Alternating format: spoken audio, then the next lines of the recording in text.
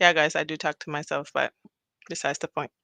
Hello, everybody. Good evening, good afternoon, wherever you're at. So where I am, it's not evening. It's not good afternoon for sure. And I am extremely happy to be here, grateful to be here. We meet each and every Monday, live stream. Sometimes we have guests, other times we don't. But before I get started to having these conversations, I just want to make sure that everybody can hear me and you can hear me. Okay. So give me a thumbs up if you can hear me. All right. Please. Thank you.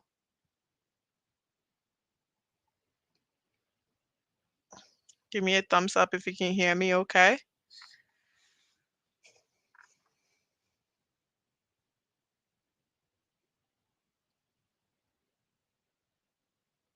Okay. Can everybody hear me?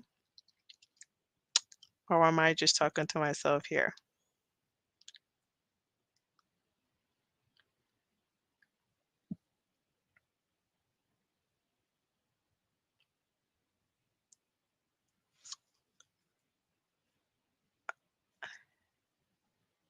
Okay.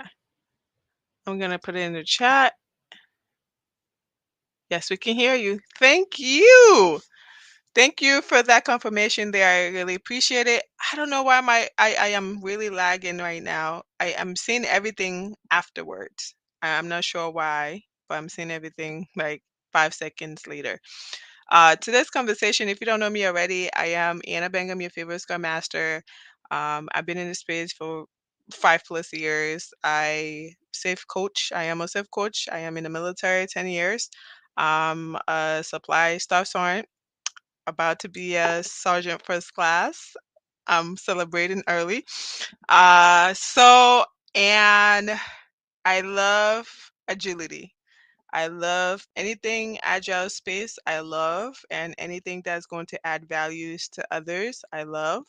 Why I'm doing this talk today. I'm doing this talk today because I think that is something that we don't get to talk about, especially when I was going through my journey. I didn't anticipate that I was ever going to have difficult conversations with team members, product owners, or managers.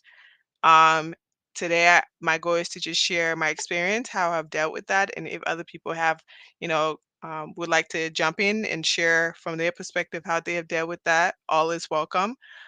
So stay tuned. I appreciate you guys for being here. You could have been anywhere else, but you decided to be sharing this particular moment with me. All right, because I am by myself today. Oh, thank you. Positivity.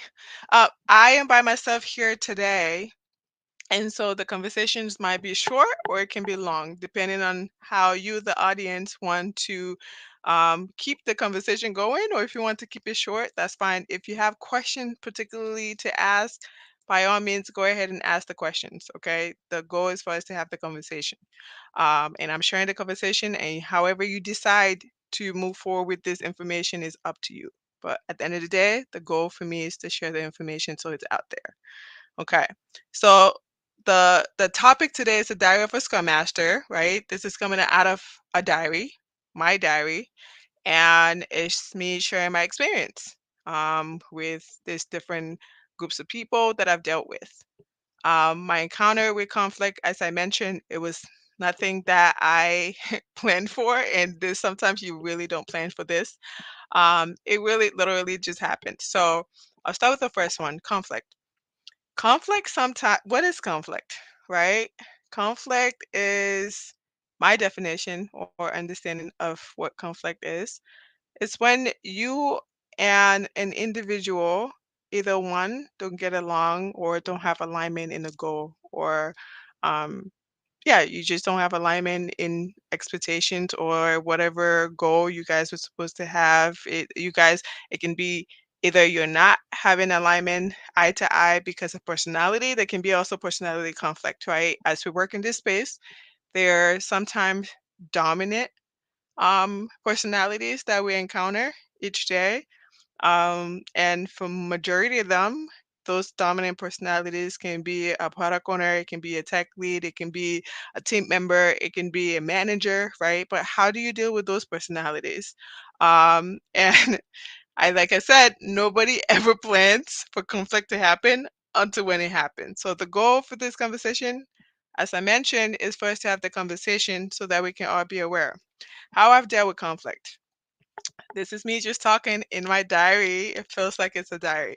My first encounter with the conflict was dealing with the product owner that wanted me to do something, and I thought otherwise of it, right? They wanted me to do a Gantt chart, and I personally thought that they had all the resources and tools that they need in order for them to be successful, and but they specifically want a Gantt chart to happen. Um, and because I did not align or I did not do what was asked of me, it manifested to a conflict where the person, the individual being the product owner, did not feel as though I was aligned, I was supportive, did not wanted to essentially work with me at the end, right? At the end, I was reassigned to a new team, and I love this team. I like the people on the team, amazing. But that's another thing, right? How could I have mitigate that conflict from happening? What are some of the things that I could have done? I think I've shared this in the past on Clubhouse, but no, not so much on YouTube, right? So I was under the impression that if somebody asked me something that was beyond my role, I didn't have to do it, right? That was my understanding, or that was how I was operating, getting into this space. But what I did learn was if somebody asked me something that I quite didn't want to do, or um, I would first do whatever it is that they want me to do and then have a conversation later, right? Because at least that would allow and give them an opportunity to know that I am open and that I'm willing to grow for not just for myself, but that I'm supportive with whatever mission that they're deliverables that they're at, right? So that was my first uh, encounter with a conflict with the product owner. The other conflict that I've experienced is with actually a team member. This particular team member um, felt as though they were being split into different teams, and they didn't feel as though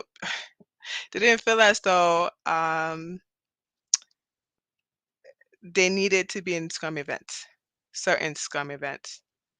And so I initially had a conversation with them, and what I noticed was that this particular team member has ideas that they wanted to see implemented. But because it was not getting implemented as they had anticipated, it became a conflict, right? It eventually became a conflict where, as part of them showing, what is it called? They're trying to be rebellious by not attending the meetings, um, by asking. There was just so many things that was happening, right? So what did I do? I had a conversation with them to understand where they were or where they're coming from. After that, I understood where they were coming from. They had mentioned that they were going through their own personal stuff, and sometimes that the personal stuff can be it does transpire to be trans aggressive towards or transpire into the meetings that we were having, which of course was providing information. It was providing behaviors that was not conducive to the team environment, right?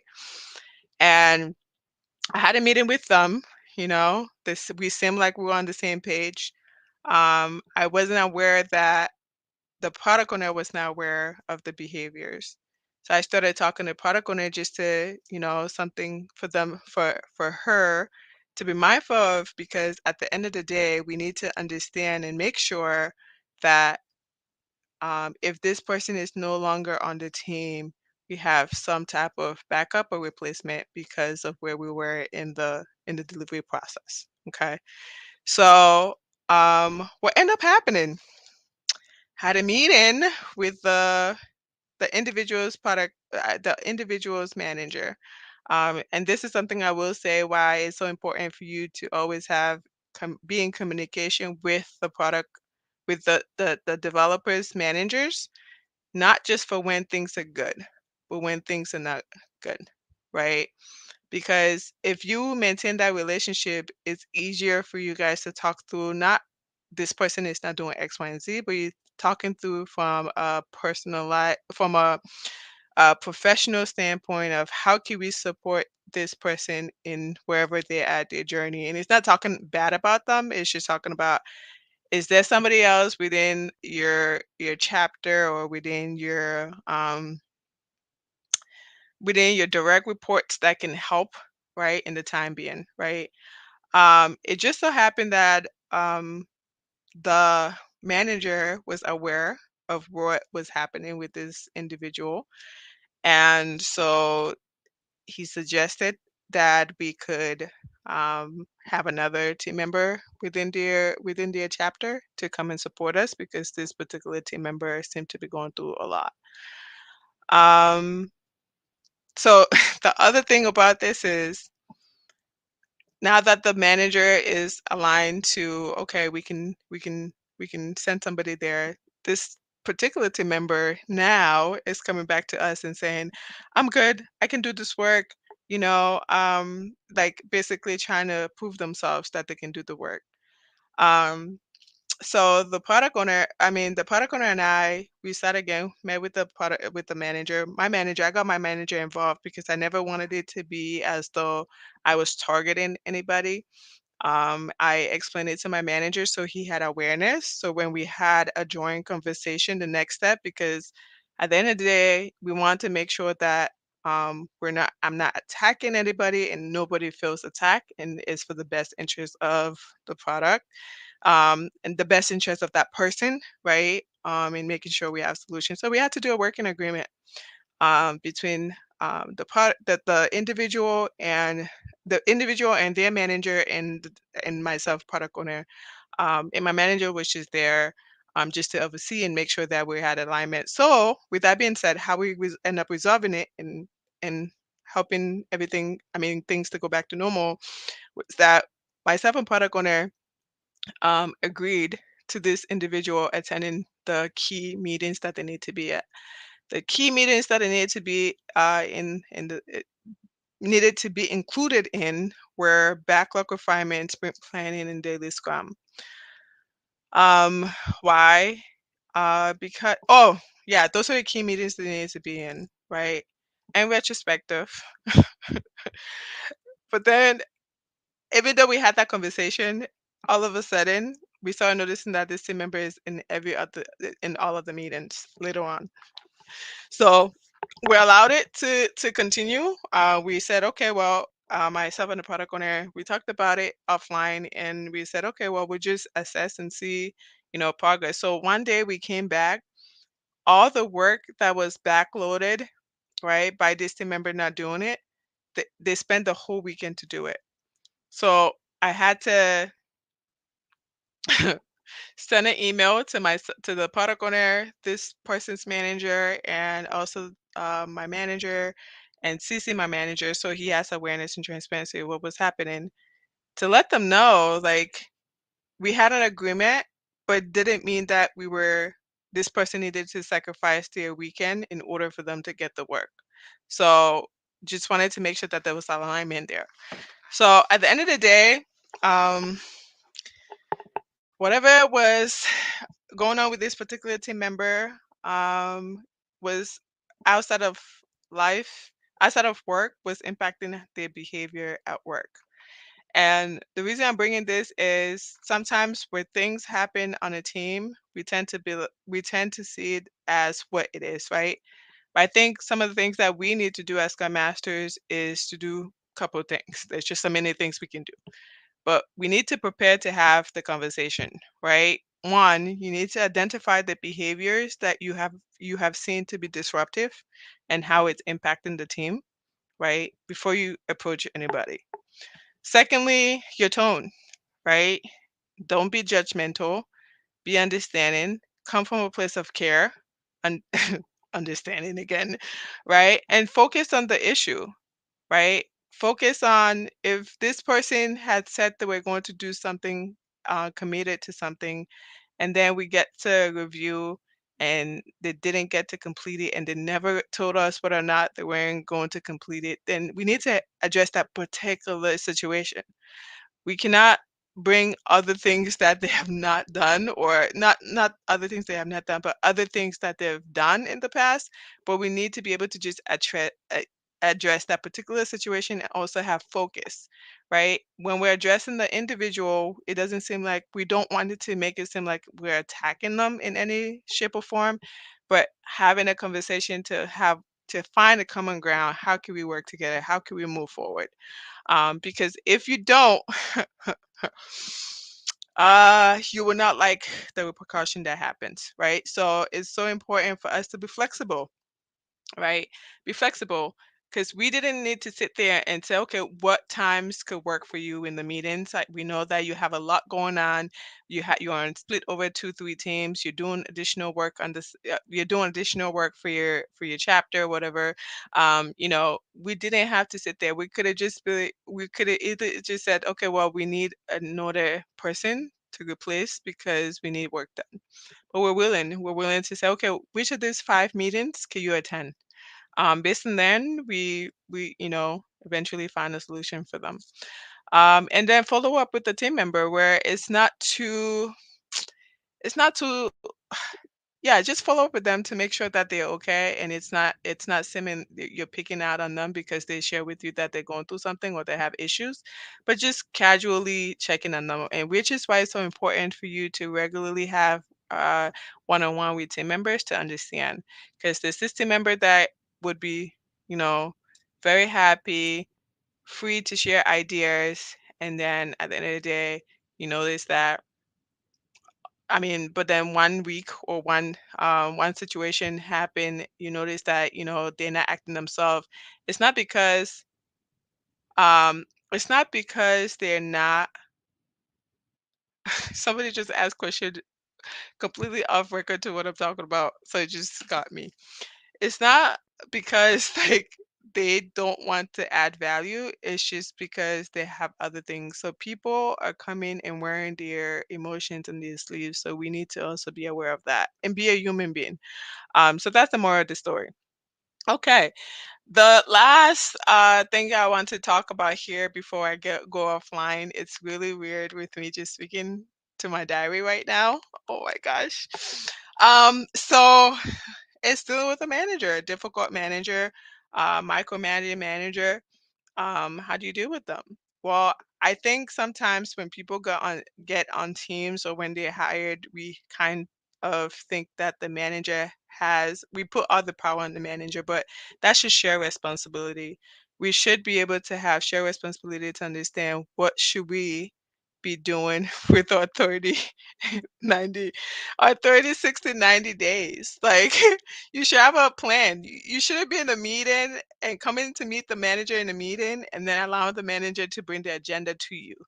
You should also come with your own agenda of things that you want to talk about, right? So you can talk about how the team is doing. If you need some coaching based on your particular situation, if you need help with your workshops and stuff that you've never done before and you want to hear the experience on something, you can really use that relationship to how you best see it, right? Most of the time, managers are not just managers because um, they're older, or it comes with like experience, right? It comes with knowledge. They have so much to bring to the table, which qualifies them to become managers. So you can ask yourself, do I need a mentor or do I need a manager? Those are two different things, right? Does this person know enough about them that when you go to a meeting, you want to understand their journey, right? And allow them to coach you, right? That's one way you can deal. Or you can just go there and tell them what it is that you plan on doing, right? What you've identified as an issue and what you are taking as steps to eradicate the issue or to work towards that issue, right? You could talk about your career growth. Like, if they have any suggestions. And at the end, you can ask them, is there anything you would like me to focus on? Is there any uh, feedback you have for me? Right? Based on what I've shared with you, is there anything you have for me? And conversations as that. But what I'm trying to say is you need to set expectations. But when have I don't know why this is swept all over my ear here. Sorry, guys. But I just noticed it for some odd reason. So I've dealt with conflict with with the manager, all right, where it was minor, and I didn't like it was a tone for me. It was tonation, right? I think I had said something in a meeting, two things. One, I had forgot I had asked a question via chat to the manager. I'm in the I'm in the military, as you guys know. And sometimes, depending on the organizations you work for, um, they excuse us that time. Like they have to excuse us. But then, in addition to the organization excusing us, they also need to pay us, right? So I was trying to figure out, what was the best approach, or what was the process with this particular organization. I did not like the tonation. Therefore, it just rubbed me off the wrong way, right? So I became silent. I wasn't as talkative as I was in my meetings, in my one-on-one meetings. I wasn't as talkative as I wanted to or I used to be. Group meeting sessions, I was not talkative either. Um, and he noticed it and asked me, one-on-one and said, "Hey, I've noticed in the past, couple of meetings, you have not been yourself. Like you tend to be always have questions, always have suggestions or recommendations, always come up with new ideas, and I have not seen that." And I just said, you know, "Are you sure you really want to hear my feedback?" Are you open to hearing feedback? And they were like, yeah, of course. That's why I ask. And I said, it was a conflict to me, that's for sure, because I particularly did not like the way it was handled or addressed. And I wanted to see the level of care that there was to address the situation, right? So I kind of left it, and because the thing was, eventually I was going to address it, but I also want to give an opportunity for it to be brought up, right? Where it's not like I'm in my feelings, I want to talk about it, blah blah blah blah. So I allow it to happen. So I essentially said, you know, there was several other things that happened too, but it's just military because it's just broad. I said, I have never um, indirectly been disrespectful in any sense, in any shape or form, and I never meant for any disrespect, if there was any that you experienced in my communication. This was chat. This is another thing too. Key chat, texting. We were texting. This is, but there's tonation that comes with texting. And I said, I did not quite appreciate the lack of clarity, right? Like there was no clarity asked in the question that I was looking for a response for. I felt as though it was just cut short. No, we don't do it here. And that was the end, right? And I expressed that in the past or in most of the organization I've worked at, I have experienced otherwise. And I'm sure that different organization done that. What I was looking for was, hey, can we have like a 15 minutes so I can just get clarity of what you're asking? Whereas I didn't feel like there was any time spent to understand my situation or understand what I was looking for. And I was just cut that. And I've always provided, and I thought we had a good relationship where I should be able to ask questions. And there's something you didn't understand, you will respond back and let me know.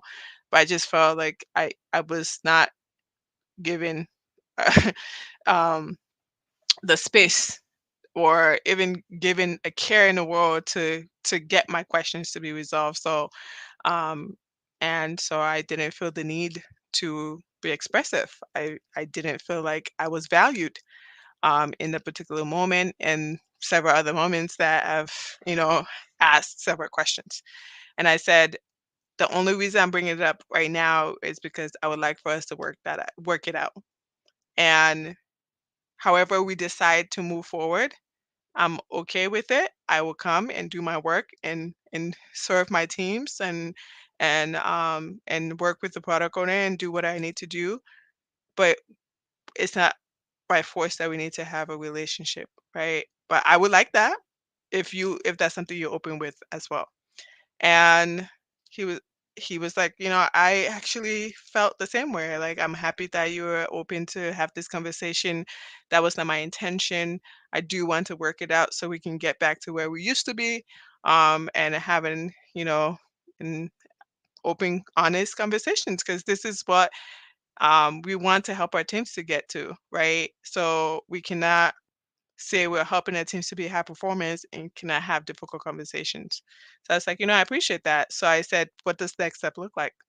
How do we want to move forward where we're being open in communication and um, to get the information that's needed before making giving a response. Um, And so one of the things that we end up doing, we end up creating a working agreement, right? One of them was if there's something that was text back or message through back and there was no clarity, that needed clarity, we will put time on the calendar and communicate. And if there's anything that was shared, let's just address it, not let it fester because we let stuff sit in. I promise you you start seeing that person in a whole different light. They become this monster that you're creating that they're not. Like everything that they do, you're just like, I can't believe you're making this joke. The jokes that used to be funny, no longer funny. But those are some of the ways that I have dealt with conflict. I'm one of those people where I like to address things as I see them. So put in the chat how you like to address conflict. There are other people that are quiet and more, yeah. What are you guys thinking? How is this? I feel like I've been talking for the past 20 minutes. I also want to make sure that um you guys are feeling this talk, this solo talk.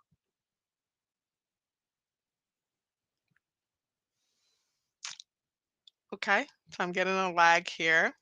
I'm hoping that you guys are texting or messaging to let me know how this is going. And for the person who asked me, do I have hands-on Jira class?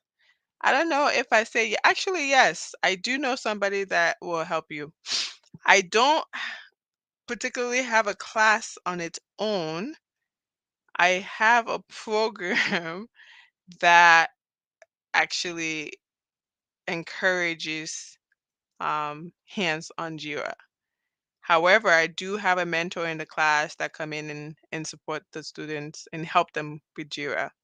So I'm not sure if you're looking for just a Jira class itself. I do have somebody that can help you. I hope that answered your question. All right. What else? What other questions are there? Clubhouse, YouTube, Facebook, LinkedIn questions?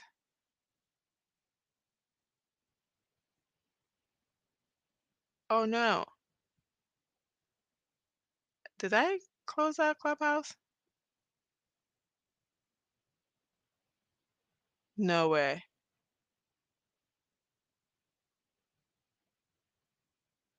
Okay.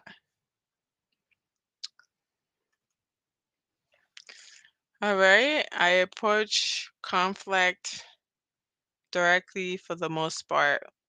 Okay. Directly for the most part. Okay. Others, how do you deal with conflict? Thank you, Fly, Union Entertainment, Fresh, aka Fresh. Fifi, hi. Nice to meet you. I don't think we've met before, but nice to meet you. Thank you for joining. Positivity, thank you. Animals, family, thank you. Wulani, thank you for joining. Facebook user, I don't know who you are, but thank you. Who else is here? Shout out to you guys. Thank you, thank you.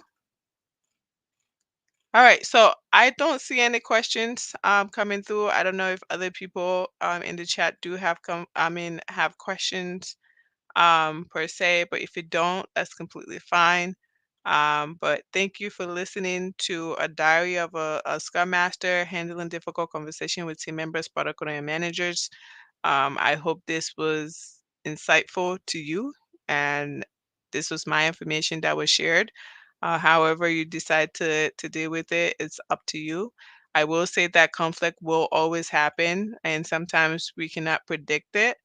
But you always got to know that it's temporarily. It's temporary. Um, you just really would have need to have patience, understanding, uh, communicate directly. Don't get into the space where you start talking about somebody, especially in a workspace. It happens very, it's easy to happen. Never talk about a product owner to another team member, um, unless you guys are talking about work, but never talk about another person to another team member on the team. Um, I wonder why. You are the product owner. You're supposed to bring people together, not separate them. Right? Once you start talking about somebody, the chances are you'll be talking about somebody. That you'll be talking to that about that person behind their back with somebody else, right? So people don't tend to trust you that way. Just be mindful. Um, you can have um, a productive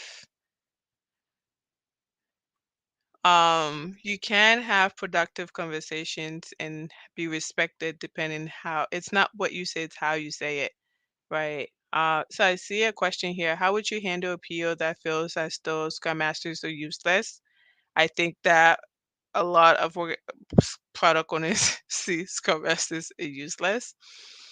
I think it's setting expectations. So this is my particular one of the organizations I left. I had to have a difficult conversation with the product owner because along the lines, um, they were very, very, when I said they were very dominant, they had a dominant personality. They had a dominant personality. And some of the things and we all have, depending, situational leadership and awareness. Um, but different conversations will bring different sides of you, right? And this person was dominant, was a product manager. In addition to that, were a product owner. In addition to that, they had team members on the team that they were their direct reports. So you can tell the type of environment that was. So I had lots of coaching sessions with her. And the good thing was that she was open. And I think sometimes when they have dominant personality, they most respect you when you're direct with them. And being direct does not necessarily mean in the in the meeting, but when you have your one-on-one with them, like literally say what you saw and say what how their behavior is impacting the team and deliverables. I promise you, there's safety in numbers. And if you are speaking to members that are feeling some type of way, you can bring it up to them as what the team have said, right? They cannot attack you, they cannot fight you. The least they can do is um, align with you, right? Align with not just with you, with the team, because they're working with the team. Nobody wants to be hated. Everybody wants to be appreciated and loved and respected. So if there's something that the team is doing, yeah, tell them. It's something that they're doing that is not aligning with the team, tell them, let them know. So how would I deal with that? I would have a time with them, have the have ask questions, right? I think the biggest part is asking questions. Is there something about my role that you do not understand and you would like clarity on? When I meet with product owners, I always have expectations. And if you've gotten the 30, 60, 90, the 90-day guide to become a highly effective Scrum Master, it is there. Because then I get to ask them about their role and I get to ask them about my role. What do you think my role is on this team? Because if there's any biases, misunderstanding, that's an opportunity for me to coach and have alignment, right? I've asked this question several times to product owners, and they have told me their pieces of what they think it is and whatnot, and I've had an opportunity to coach them on that. So you will need to have alignment. How can we work together? What would make you, yeah, how can we work together? Um, because another thing that you need to understand too, right? Just because you're hired as a scrum master does not mean that that's all you're going to go and do, right? You need to be open. You need to be understanding. Where you see there's a gap in the product owner, that's where you fit in. This particular product owner, I realized that there was gap in the management of the product backlog. So what did I do? I made sure that there was prep work that needed to happen and share with the team members before, yeah, share what prep work the team members need to do, what prep work she needed to do before we get to the meeting, right? And that helped her significantly, right? So when we get to that meeting, before we get to that meeting, I'm reaching out to her, hey, we're about to get into the meeting. Do you already know what you want us to talk about so we can use our time as effective as possible? Right? So it forces them to go back into the backlog and have conversation and look through the backlog and get stuff ready. But to answer your point, the first thing is to address them, let them know, um, get that clarity, ask them questions so that way you understand, and then make yourself be impactful. Don't be the scrum master that's just there, come and facilitate the meeting. Yes, somebody's gonna question you. Like, what are you doing? What are you doing all day? I know that the developers are coding. I think so. What are you doing all day? Right? So you need to be coming out with fun, creative ideas. And that's another thing that I have with that product owner. I tell them a lot of things that I do, you don't necessarily know, and I'm not supposed to be reporting back to you regarding what I do with the team members. But if you must know, I do have one-on-one with the team members to make sure that they're comfortable. I reach out to them if they have, blockers or anything of that sort. For majority of the time, these are the concerns that are going on with the team. These are the level of improvement or this is the process improvement that's going on. Here are some of the things that I'm doing to help to make sure that they're aligned, they're addressed, right? And we can be able to discuss it, right? So if they must know, you don't report to a product owner. Your role is an independent role, but sometimes, and what that product owner had said to me was, "I apologize. I apologize if I came across as though you were not doing anything, or it came across as though I was questioning your value that you were added. I really appreciate what you've been doing. I just wasn't aware as far as like what what was the expectations, right? So sometimes all it takes is conversation. Don't jump the gun that they see you as useless. Ask the question to understand why they felt that way, why they think in this way. That's that. Are you supposed to use the values to deal with conflicts within the organization? So when you said the values to deal with conflict within the organization, I'm not sure I understand. I mean, in every conversation you have, you want to make sure that you are focusing on the problem, on the actual issue, not the person. So no, don't ever attack the person. You want to listen, right? Sometimes when you listen to people, they feel all they want you to do is listen. That that could be half the problem, I guess, right? You listen to them, and I wouldn't even say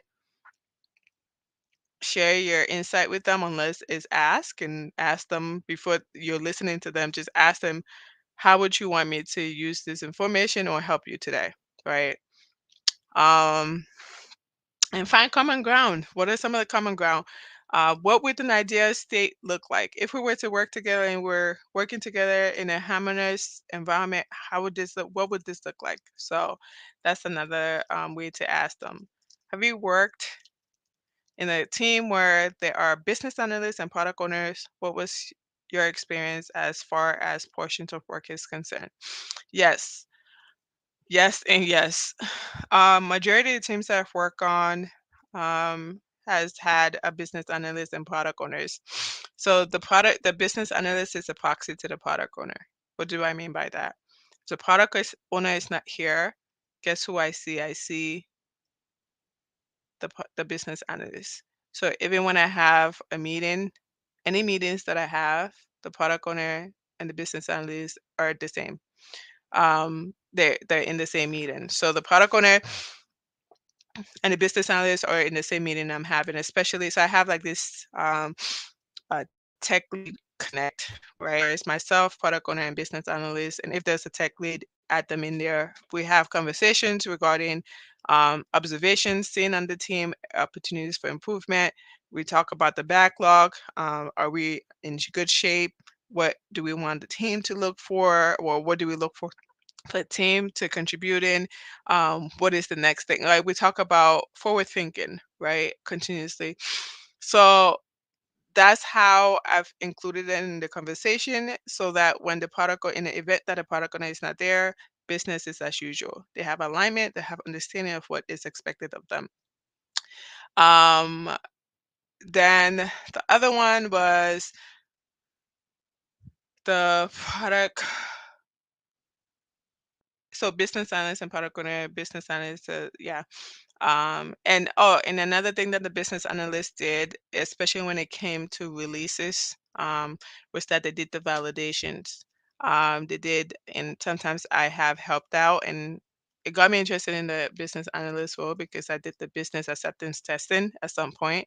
Um, I did the business acceptance testing at some point, so it was able to just help the team move forward with whatever the release was supposed to do because it was just so many things that we needed to test. And I all I asked was show me what I need to do and I'll help you. So business analyst was doing that. They do the validations on behalf of the product owner. If they're not there, they will be that proxy to the product owner. They also sometimes they deal with stakeholder meetings. Like if a product owner couldn't attend a meeting, a analyst would attend that meeting. Yeah, in place of that product owner. And in addition to that, they would have like notes, right, that they've taken minutes from the meeting just so that the product owner have awareness what was discussed. Um, so there's not much differences between the product owner role and the business analyst role. The slight difference that there is that the product owner is the one who essentially um, owns the product backlog, right, and then is has the ultimate say, right? They have the alternatives. And sometimes if the product owner is not there, we look at the business analyst to help with the product ordering, because at that point they would have already have some type of awareness to move forward with that. Um, yeah, so Scrum values, right? I mean, you can discretion. I wouldn't say, oh, we need to follow the Scrum values to address our issues, right? This is interpersonal relationships. Like, think about it. If you had a problem with your significant other or your family member, you wouldn't say, oh, there's this process we need to fit. I mean, there's these values we need to align with. It's just typical human interaction that you need to have uh, to be able to address, you know, some of these things. Um, Adding to that both question, have you worked with a solution architect? I am working with a solution architect at this moment. Um, and not on the same team. So solution architect tend to be in a safe environment. The teams that are safe environment, right? So the solution architect right now is to be we're still trying to identify. Yeah, we're still trying to identify what they are supposed to be doing because sometimes these roles can interconnect. But working mostly on a, let's say I've worked on a team with a business analyst, product owner, and architect. That architect is supposed to like it's most of the time is a lead. It's a tech lead, where they should have foundational knowledge about the application that we're building and be able to provide direction to the product owner, in regards to how we can, how we plan to lay out the environment, right? And also technical debt. We look to that person, to let us know, right? Some of the things that we need to address. I have a team who doesn't particularly have a product owner. Product manager takes up the role, and it can be confusing sometimes. Talk about confusion. It's confusion.com. Yes, it's very confusing because the product owner and the product manager role are very similar. Like there's just really slight differences there, right? And I think the biggest part is that product manager role does a little bit more as far as like organizational and also a good organizational work, and in addition to doing market research, and guiding with the vision and product goal, right? Product vision, the product vision and the goal, right? For the teams. So, and the roadmap, I mean, roadmap for the teams. So it needs to, when a product manager is subbing in, you treat them as the product owner because that's the role they're playing at that particular time. Um, it cannot be like, oh, I'm just substituting here as the product manager. It's like, no, at this particular time, you're acting product owner. And so this is the accountabilities or responsibilities we're expecting. These are the expectations that we want from you. Um, just FYI, because those are two different roles. They are. So, guys, I have totally passed the time. I really like this, A Diary of a Scrum Master. I really like this. It's like I'm just talking through my diaries and sharing my experiences and such. So thank you guys for joining. What is their role? Yeah, they tend to be like, I think I already answered the question, right? More of like advisor consulting to that, to the platform that they're building to give guidance, right? Because they need to have the skeletons foundational of how this application is supposed to be laid out, before anything gets started, the design and all of that good stuff. So they should be taking lots of lead. They should be taking lead in the work that needs to get done. Um, no worries, Colin. Thank you. Um, Thank you for joining today, though. Appreciate it. What are the risks in Scrum framework? I don't know. That's such a broad question. Maybe we can bring that up for another day. Um, yeah, let's do that for another day. I, at the end of the day, I plan to have a diary for my every, because I've told you guys, so I've been in different organizations and I've had different experiences with different frameworks. My goal is to literally to capture all of those things and and share it with people, create a book. I don't know. I like to write, so that's how I share information and my knowledge of experiences there. In addition to that, speaking of that, I do have a book that just came out, A Day in the Life of a Scrum Master. You can check it on my website. Okay. I'll provide my website because I'm saying you can check it on my website. Quite didn't have the website to give. um, Bad marketing. But I do have a website. I would share it with you guys if you're interested, if you're a Scrum Master or aspiring Scrum Master, either way you want to see, what are some of the things that you should be doing with your day. And it's like, you have so much bandwidth to that person who answered the question, who asked the question. What if your product owner feel like you're not being as useful or adding as much value as you should? Well, this book is supposed to guide you and let you know things that you should be doing, in times where you don't seem to have anything to do, and recommendations, right? It's not to say, if yeah, it's just recommendations. And if you apply it, you definitely will see results, that for sure. All right. Well, excuse me. Thank you guys. I appreciate your time. Please go ahead and like the video. Yeah, like and share. Share with other people. If you found value here today, please provide me with feedback so I can continue this diary discussion. Oh, digging into my diary here, guys, and keeping it public. You know what? It is a diary. Don't share. I'm just kidding. Yeah, share with everybody you can. Um, and you find that you think will have or add value to the conversation. But I appreciate you guys. All right, so I'll leave it here for today. And if you have suggested topic you want me to cover, based everything is based on my experience, right? It's a Diary of a Scrum Master.